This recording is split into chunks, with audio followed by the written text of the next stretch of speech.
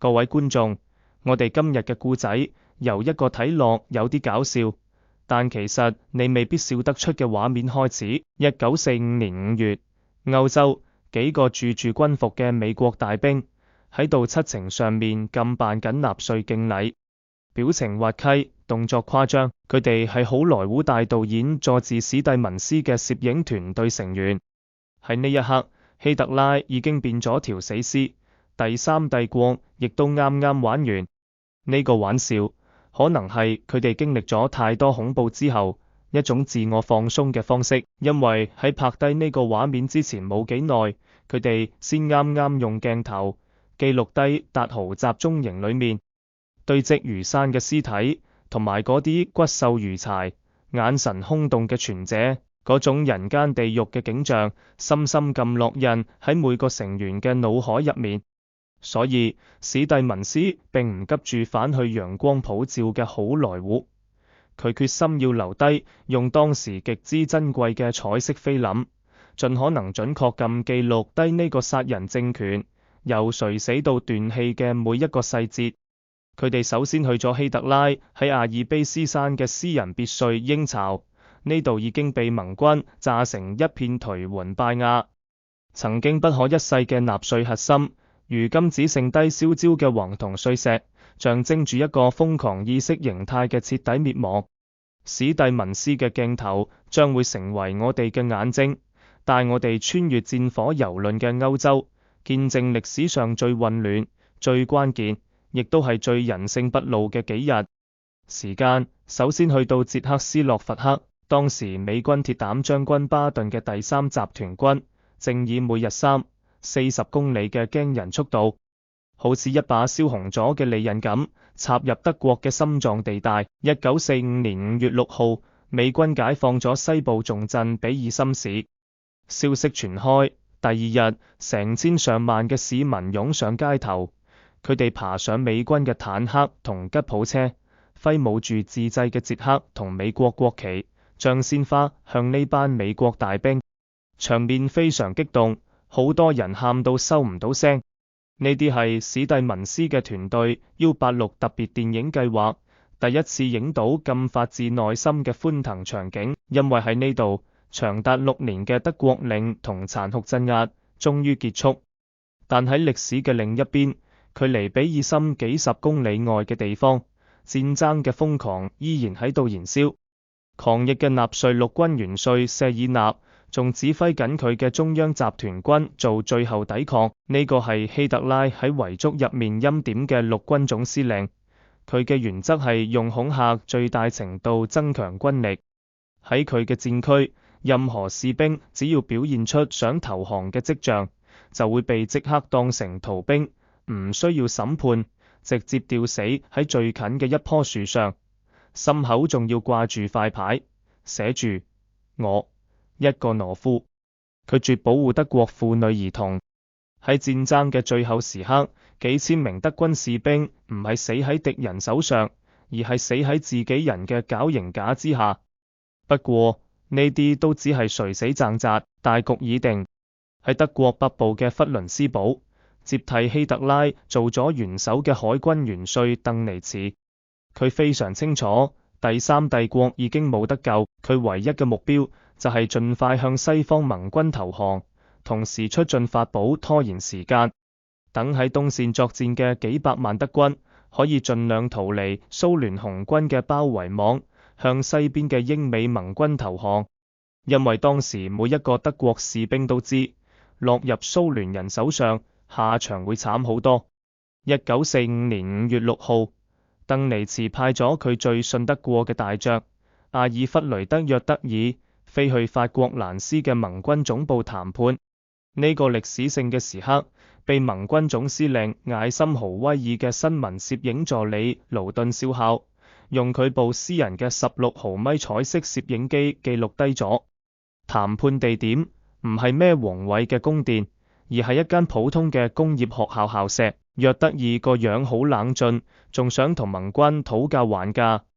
佢提出德軍可以喺西線立即停火，但喺東線要繼續打，目的就係為咗拖時間俾德軍走佬。艾森豪威爾一聽到，即刻火都嚟埋。佢透過下屬傳話，態度非常強硬。德軍只有一個選擇，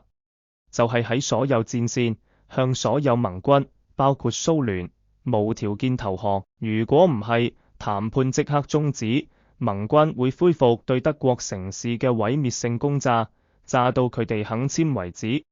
為咗安撫遠在莫斯科嘅史泰林，盟軍特登請咗個蘇聯聯絡官蘇斯洛帕羅夫少將嚟做見證。談判僵持咗幾個鐘，直到第二日5月7日凌晨，約德爾先收到鄧尼茨由德國發嚟嘅加密電報，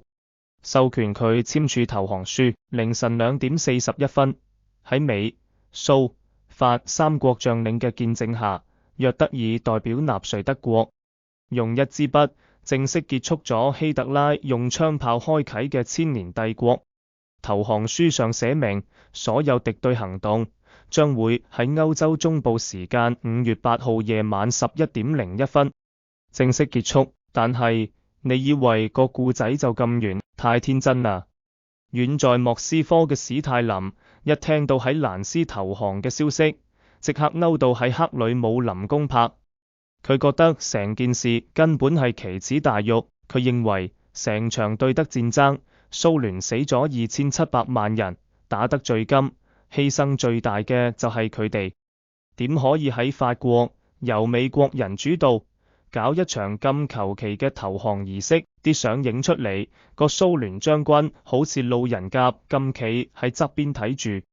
完全體現唔到蘇聯紅軍攻克柏林嘅偉大勝利。所以史泰林堅持呢場投降儀式必須喺蘇聯紅軍領嘅柏林，喺蘇聯元帥嘅主持下，隆重其事咁再搞一次。就係因為史泰林呢份堅持，我哋先會有2個歐洲勝利日。但蘭斯投降嘅消息已經通晒天，結果就係大部分東線嘅德軍士兵喺聽到停火令之前，用盡一切辦法拼命向西邊走。佢哋嘅目的只有一個，務求向美國人投降，都唔想落入蘇聯人手上。史蒂敏斯團隊嘅攝影師就喺德國同捷克邊境影低咗呢啲極度混亂嘅場面。成千上萬嘅德軍，有啲坐住燒剩最後一擔油嘅卡車，有啲揸住搶返嚟嘅敞篷車，更多嘅係徒步，形成一條長長嘅人龍，好似蟻群咁湧向美軍嘅領區。當中仲混雜住好多黨衛軍成員，佢哋一早除低咗有骷髏頭標誌嘅制服，換上普通國防軍軍服，希望可以蒙混過關。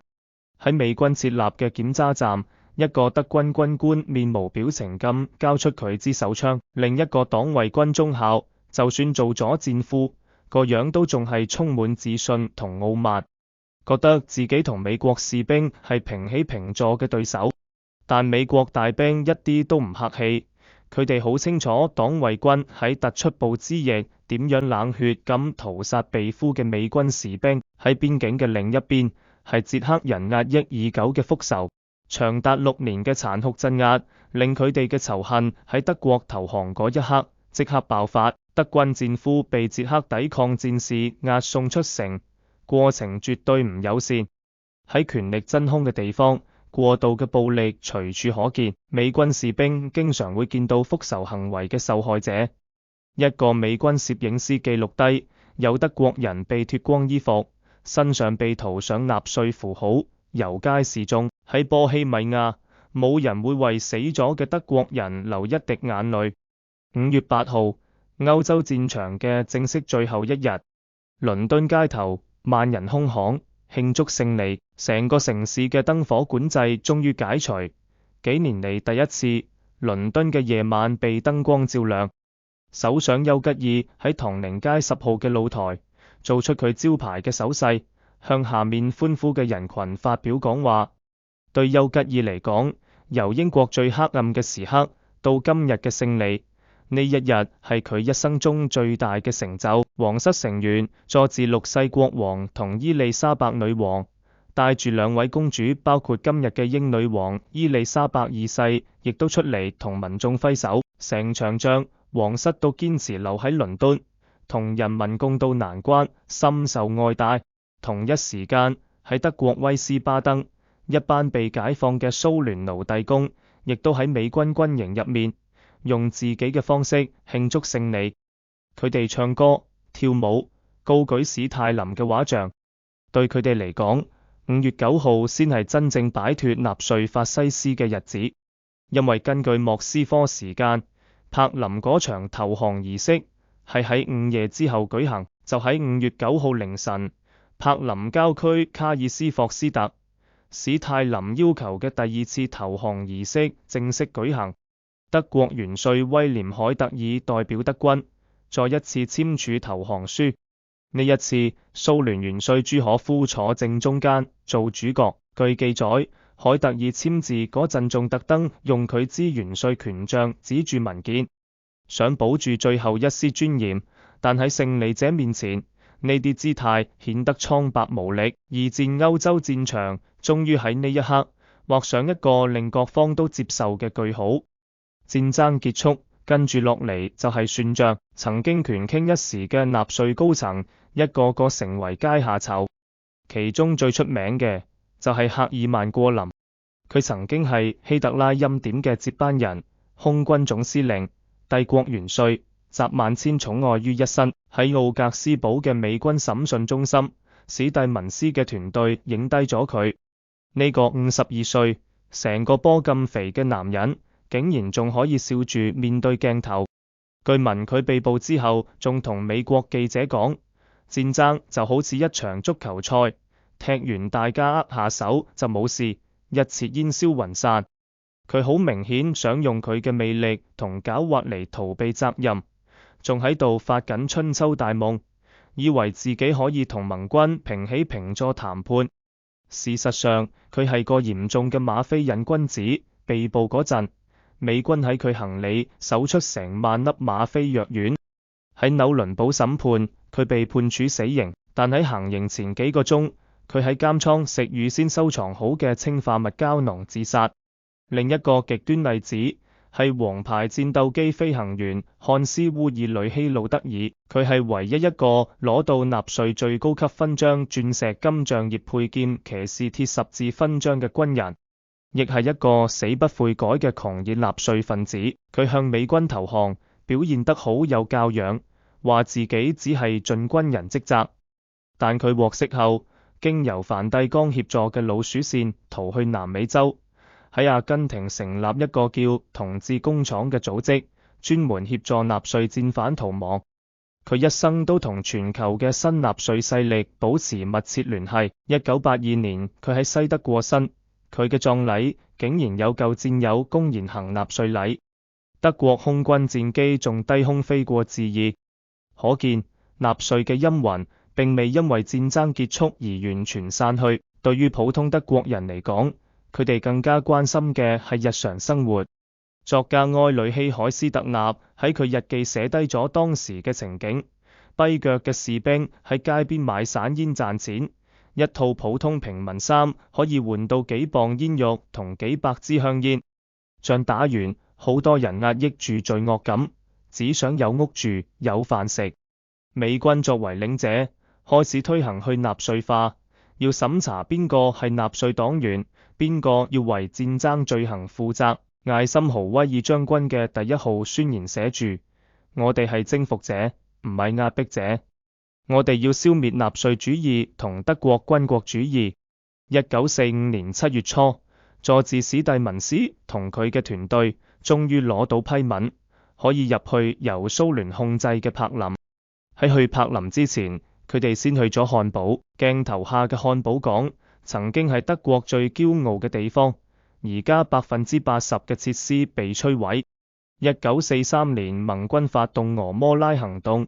投下數十萬枚燃燒彈，引發史無前例嘅火焰龍捲風，市中心溫度高到連瀝青路都燒住，34000人喺呢場火海地獄中死亡。一個傳者話：你企喺自己生活咗幾十年嘅地方，但已經冇任何嘢可以令你辨認出嚟。嗰種感覺唔係難受，而係難以理解。而柏林情況只有過之而無不及。史蒂文斯嘅團隊用佢哋僅餘嘅彩色菲林，影低咗呢啲獨一無二嘅畫面。國會大廈嘅穹頂盛反個鋼架，布蘭登堡門滿彈痕，成個城市幾乎冇一棟完整嘅建築。斷門殘壁、燒到焦黑嘅鋼筋、堆積如山嘅瓦礫。但喺呢片廢墟之中，生活依然要繼續。柏林市民，尤其係婦女，組成瓦礫女人，徒手清理瓦礫，為重建打下基礎。